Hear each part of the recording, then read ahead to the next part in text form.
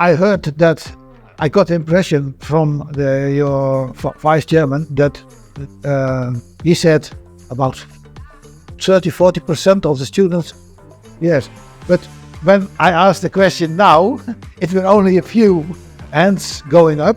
But then you see, maybe he also told us that during their study, then you see a movement that they want to become more entrepreneurs.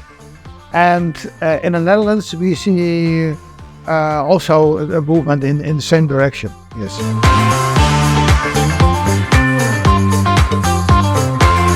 The ecosystem is the most important one. The ecosystem means that you have good relations with enterprises, businesses, and that some of those persons are willing to be a mentor or a coach. That's the most important one. And the other part of the ecosystem is mostly also the government, the relation with the government, and the relation with potential investors, bankers, investment banks. That is also important. And part of the ecosystem is also that there is a possibility to do some kind of testing with customers. I also said it must be, you have an idea, but then you must start with customers and change your idea and adapt to their needs and to their problems that they have.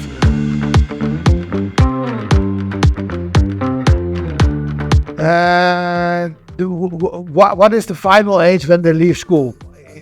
Yes, 16, Okay, now then I think it's better not to start at school. No, because then they are not experienced and they mostly, only in rare situations they really know what they want to do. But you must have an idea what you want to do in your future. And then you are developing that idea during your study. The first year you start with it, but then the seed must grow. You also say, here only maybe 10 students were raising their hands that they would like to have a startup, but at the end there will be 30% or 40%. So you must start in the beginning already and then make it clear for them and help them. With you was helping them and in combination with really experienced business people who can be a mentor. That is key. And also they must be enthusiastic about the products and offerings.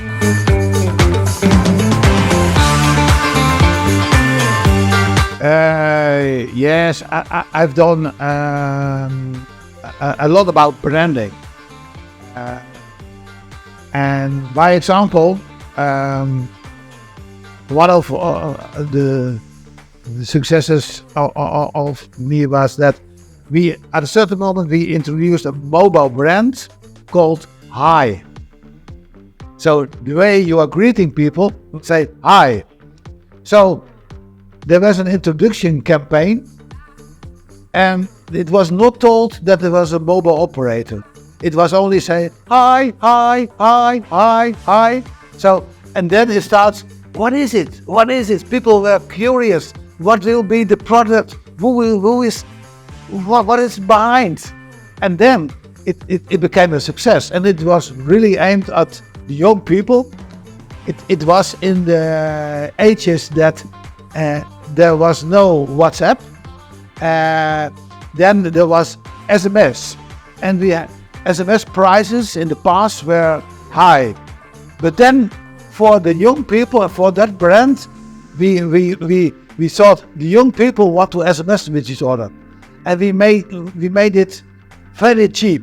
So that brand was very successful because there was a lot of viral promotion because everybody was curious. Oh, what is behind the hi, and that and in combination with the good offer.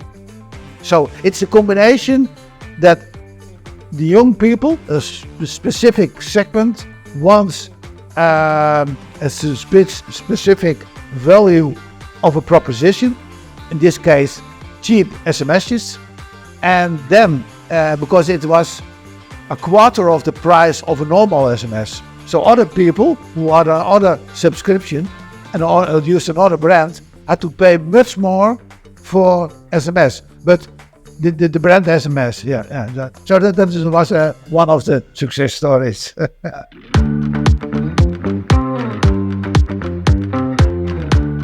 Yes, yeah, yes, but then only a few exceptions. Steve Jobs, that's a real exception. So also in the Netherlands we have a company, and I'm familiar with one of the board members. It's called Adyen. It's a payment system. I don't know if it also used here. It's used by Amazon. It's used by Uber. It's used all over the world. But it's a Dutch payment system, and but it's only in a few rare cases startup is really becoming an unicorn. That's only happening in a few cases. But the NXP about the ASML, you know ASML, is also a Dutch company, and it started very small.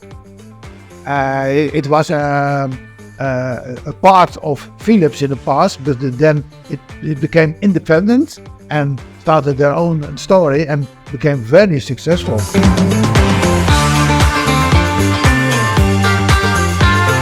I've been working, I think 25 years as a manager in telecom for the largest Dutch operator, and then I left that company. Yes, and also after that I went to Vodafone and did a few big projects for them, and then my wife got ill, so I stopped working because I had other priorities, but now my wife is healthy again. Then I started as a self-employed consultant and helped several small companies to grow, also startups, but also smaller companies which were already established. I helped them with scaling and scaling to larger organizations. And then at a certain moment I was asked to join the university because of I'm not a professor from my background, but I'm more an entrepreneur and also a businessman, and they want to have more business people involved in the university. And also in the same period I decided to become a volunteer for PUM and to help people like Rehan Ahmed and MIET with setting up an incubator center or incubator program, or helping startups related to incubator center. But I've also been helping startups in the telecom area in Zimbabwe and in the Caribbean.